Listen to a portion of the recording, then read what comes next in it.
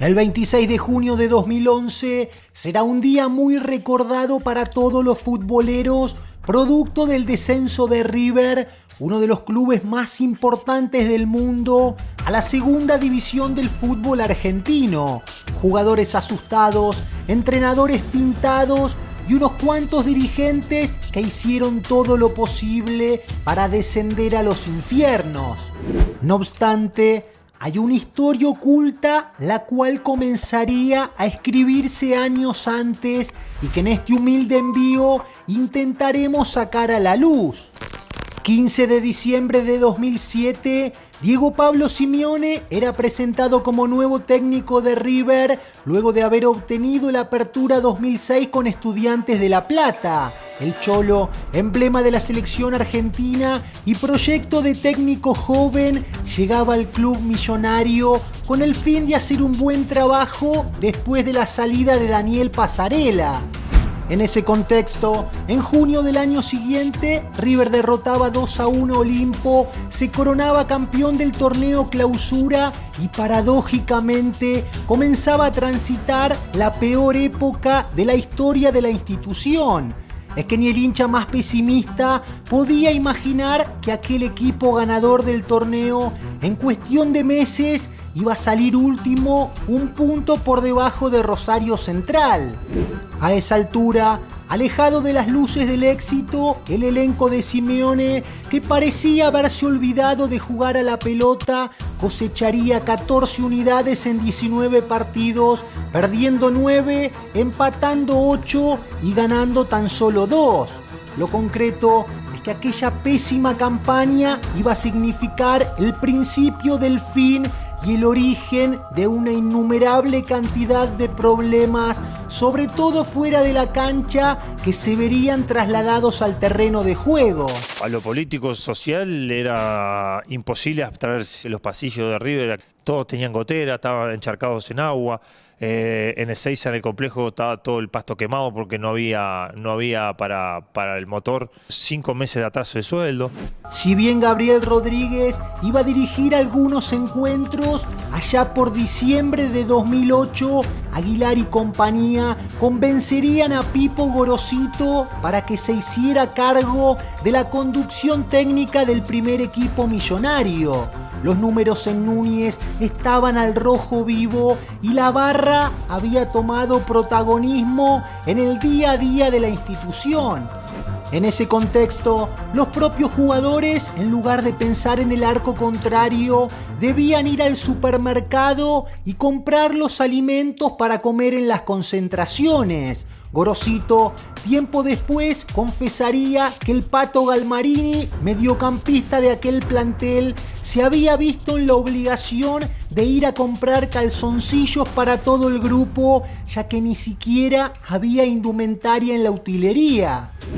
Y llegamos en un momento del peor de la historia para mí de River, donde Galmarini tenía que comprar los calzoncillos, porque no había calzoncillos para entrar. River. Donde nosotros, con Ricky, pobre Ricky, que en paz descanse, que falleció, mandábamos a comprar los fideos y el pack de bebida, porque no había bebida ni fideo para comer al mediodía. Qué locura. Entonces, elegí un muy mal momento de llegar. Fue así como el bronceado Pipo, que llegaba con el traje de Salvador, debía abandonar el barco luego de hacer la peor campaña de visitante de la historia, dando lástima en el torneo local y, para colmo, perdiendo 14 partidos. Lo curioso es que si bien el equipo tenía en sus filas a 3 o 4 jugadores de renombre, contaba con una plantilla numerosa de 40 futbolistas, casi todos Made in La Salada. Sin ir más lejos, Gorosito había tenido que hacer una suerte de casting al mejor estilo Gran Hermano, el cual llevaría a River, por ejemplo, a Coene Mereles, un ignoto paraguayo que ni siquiera iba a llegar a debutar en la primera división. Octubre de 2009, Leonardo Astrada, ídolo de la institución, volvía a ponerse el buzo millonario tras haber ganado el título de 2004, esta vez entendiendo que ya no importaba dar la vuelta, sino sumar puntos para salir de la 16ª ubicación de la tabla y no complicarse aún más con los números. En ese marco, la dirigencia de River aprobaría la pintura del Estadio Monumental a cambio de la cesión, escuchen bien, de 4 futbolistas. Es decir, para detallarle a un marciano que baja de un plato volador, pone YouTube y se encuentra con esto: uno de los clubes más grandes del planeta canjeaba jugadores del plantel profesional por tachos de pintura. Mariano Mera Figueroa, candidato a presidente por la oposición, se avergonzaba de la situación y decía que no podía ser que los jugadores de River valieran tan poco. José María Aguilar, hasta ese entonces mandamás de la entidad de Núñez, hablaba del promedio, aseguraba que aún había muchos puntos de diferencia, que no lo preocupaba el descenso e incluso que tenía la garganta preparada para gritar los goles de Mauro Díaz y del Queco Villalba.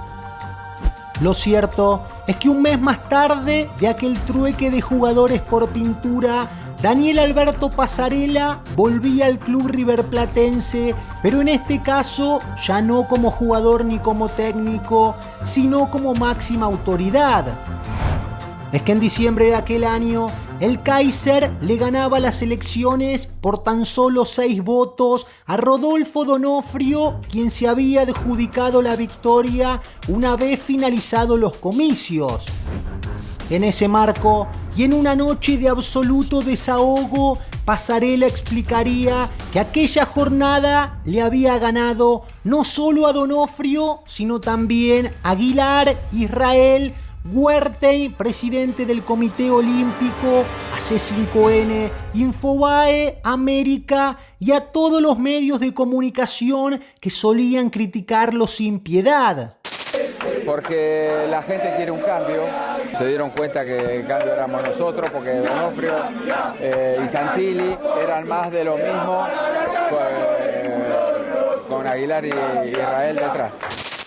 En el plano deportivo, luego de una floja campaña del negro Astrada y de echarlo por teléfono, Passarella iba a buscar al extravagante Ángel Capa, quien tenía un estilo bien particular, algo que justamente iba a sumergir aún más al equipo de la banda.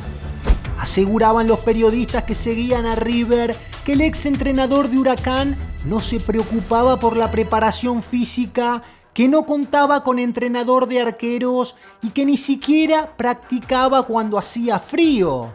Es que Capa entendía que no era necesaria la cuestión física y todo lo reducía al tiki-tiki, a la cabeza y al trabajo con pelota.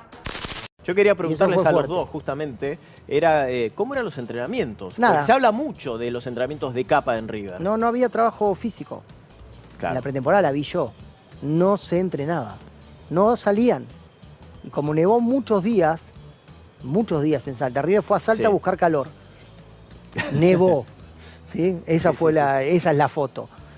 El Barcelona está igual de preparado que Villadálmine, eso te lo puedo asegurar, físicamente. Hoy día se terminó esa historia.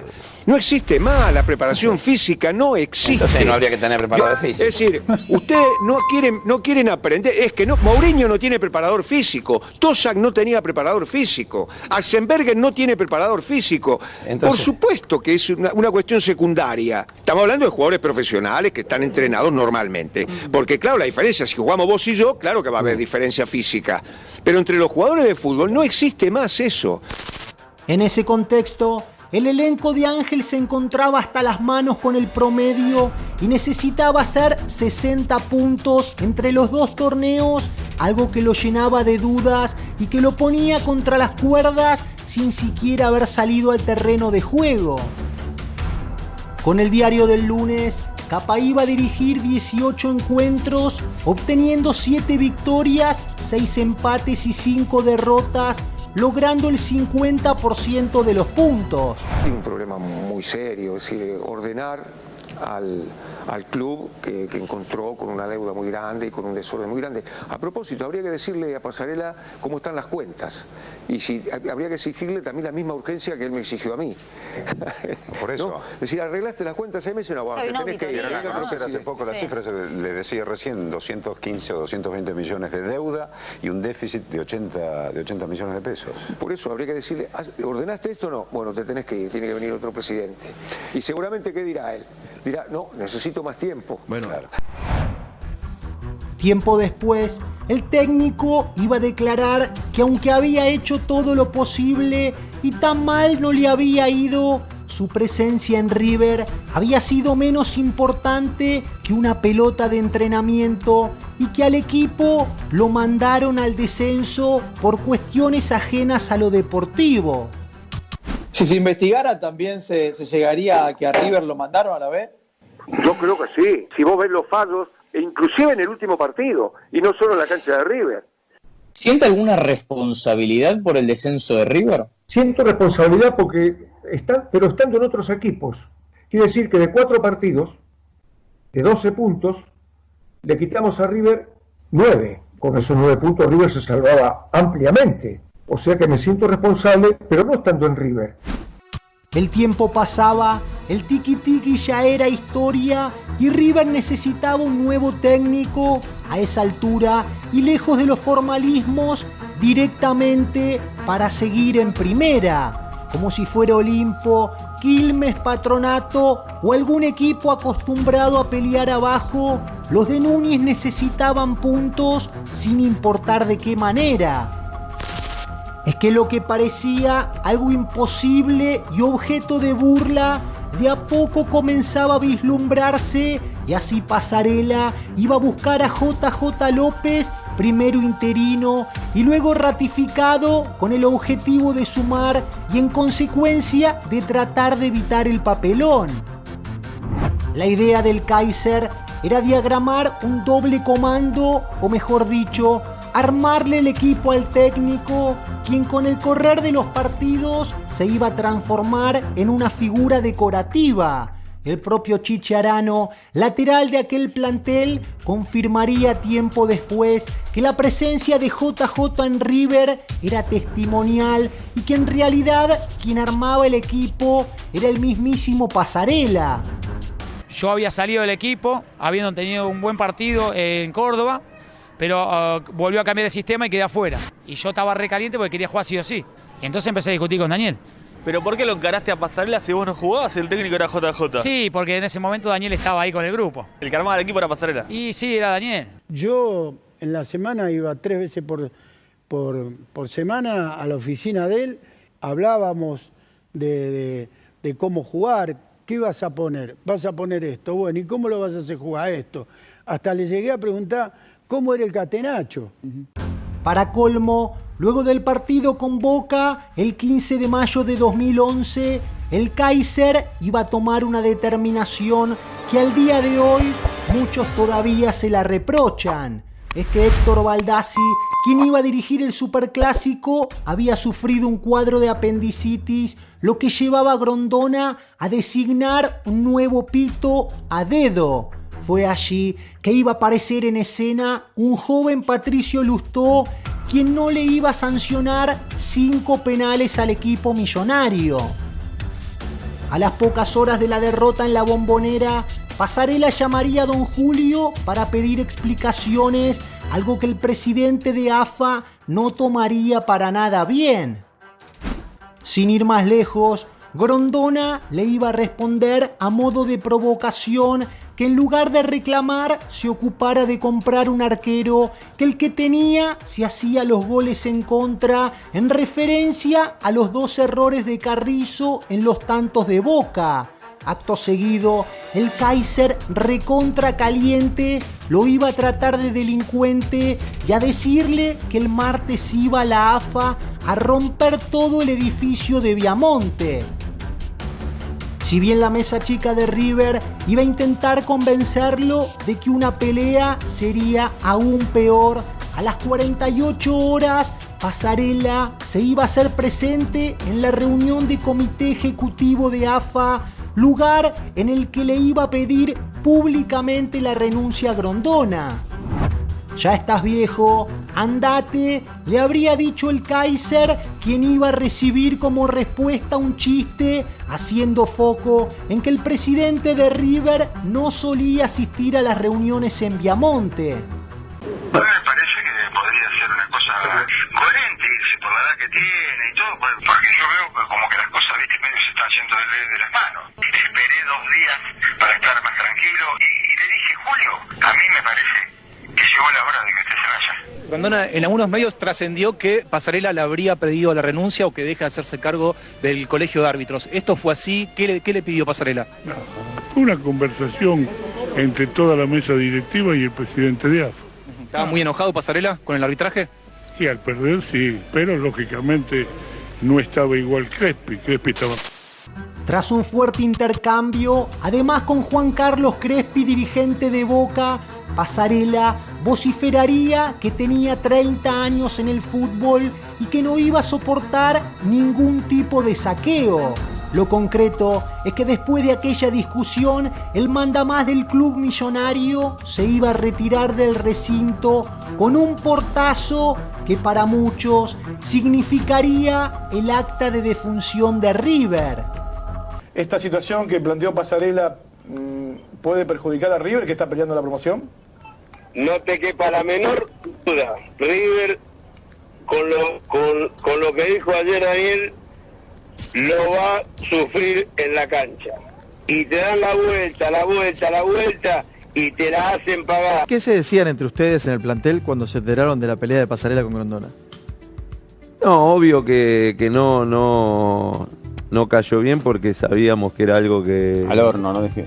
No sé si al horno, pero sí que no era bueno. No era bueno, no por necesitar una ayuda ni nada, pero que sea todo lo que tiene que ser. O sea, ni que te ayuden, pero ni que te perjudique. Y creo que también, más allá de eso, también el jugador lo siente y por ahí un poco te perseguís, ¿no? River no se merecía tener los dirigentes que tuvo, más en la última gestión. Creo que moralmente lo destruyeron. Porque vos sabés cómo es dónde te metés, cómo es el ambiente, con quién no te tenés que pelear. Y si vos no sabés eso, no te metas. Por lo menos no lo golpees a River y no juegues con River. Aquella noche, que rápidamente iba a tomar notoriedad en los medios, Grondona le diría al resto de los dirigentes que en caso de enterarse de algún beneficio a River, se iba a pudrir todo, no solo con la dirigencia del club de Núñez, sino también con quien lo ayudara a zafar del descenso. Ya sin Ariel Ortega, increíblemente echado en plena pretemporada, y con Bordagaray como carta salvadora, el presente de River iba de mal en peor. Sin ir más lejos, luego del partido con San Lorenzo, el Pato Filiol, ídolo y colaborador de River, iba a acercarse a Juan Pablo Carrizo luego de un gravísimo error del arquero, a lo que el uno lo maltrataría ante los ojos del mundo. Fundamentalmente sentí mucha vergüenza, mucha humillación por lo que pasó. No pensé en su momento que iba a tomar tanta dimensión todo lo ocurrido el domingo. Yo sentí y siento vergüenza por lo que pasó. Y esto yo no lo perdono. Y después en lo personal, llevado a River, yo principalmente me siento muy cómodo, estoy muy bien conmigo. Entiendo que como ser humano puedo cometer errores, pero yo al momento dedicado pedí perdón y ya está. O sea, más que eso no puedo hacer. Como hombre uno siempre tiene que reconocer sus errores. Yo en ese momento no estoy ciego, estoy muy caliente. Sinceramente notaba que el que me abrazaba como que daba más en evidencia el error que había cometido, simplemente. ¿Esa disculpa no te sirve?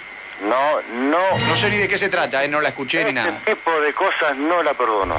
Cabe destacar que la política nacional en ese entonces se encontraba dividida y aunque muchos creían que el descenso de River podía ocasionar un estallido social imposible de frenar, otros entendían que uno de los equipos más grandes del planeta en la segunda categoría iba a servir para vender el fútbol para todos y entregarle al mundo no solo la primera división, sino también la B Nacional. Al día siguiente Grondona se comunica conmigo, me impide juntarse en forma inmediata, que había estado con la Presidenta de la Nación y que le había informado que tenía noticias sobre que si descendía River era un escándalo y había focos fueguinos, ígneos, le dijo, en todo el país. El 17 de junio, River perdería 2-1 con Lanús, mostrando una pésima imagen, resultado que se sumaba a una victoria de Olimpo ante Quilmes en condición de visitante con un polémico arbitraje de Pesota. Aquella tarde, el equipo de Pasarela y de JJ, lejos de zafar, era condenado a jugar la promoción ante Belgrano de Córdoba, equipo de la B Nacional que iba a hacer todo, no solo para volver a la máxima categoría, sino también para quedar en la historia por haber mandado al descenso a River. Lo cierto es que en medio de una semana convulsionada, dirigentes de la oposición de River se iban a acercar a la estación de servicio de Grondona con el fin de buscar ayuda para que el equipo no descendiera. Don Julio, esta vez intentando dar una mano, no por Pasarela, sino por Diego Turnes, con quien tenía buena relación, le iba a ofrecer sacar a Belgrano de Barrio Alberdi y llevar el partido al Kempes. La idea era evitar la locura del pueblo celeste y que River se sintiera más cómodo con las dimensiones del viejo Chateau. Fue allí que Armando Pérez, dirigente de Belgrano, ni lerdo ni perezoso, le iba a pedir $1 millón al Kaiser para cambiar el escenario del partido de ida.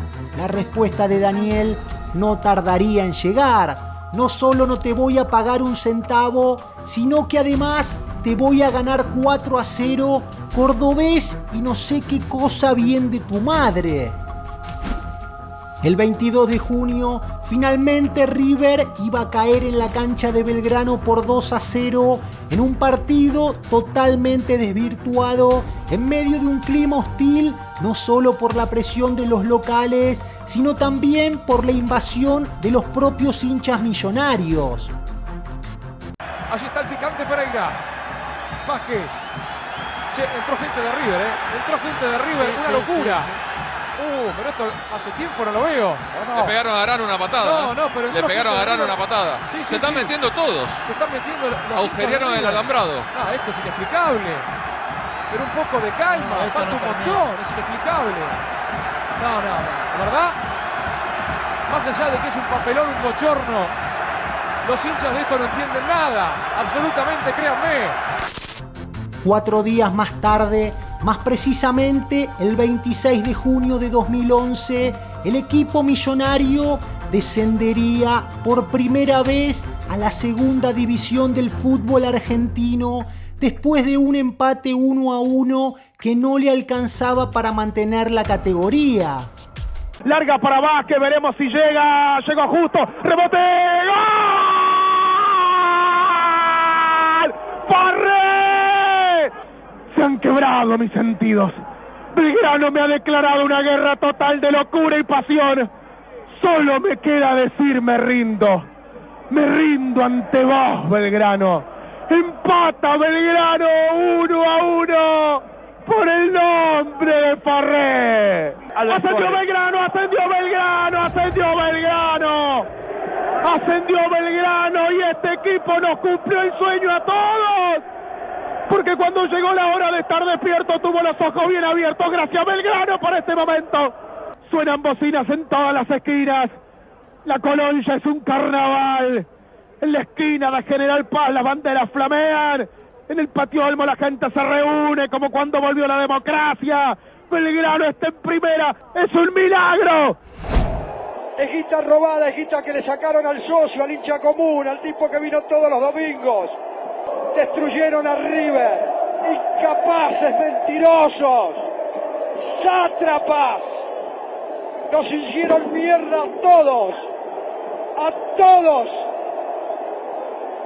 Tremendos hijos de puta. Cuánta soberbia tuviste, Daniel. Cuánta soberbia. Yo sé que toda la culpa no es de Pasarela, yo lo sé. Subestimó el promedio.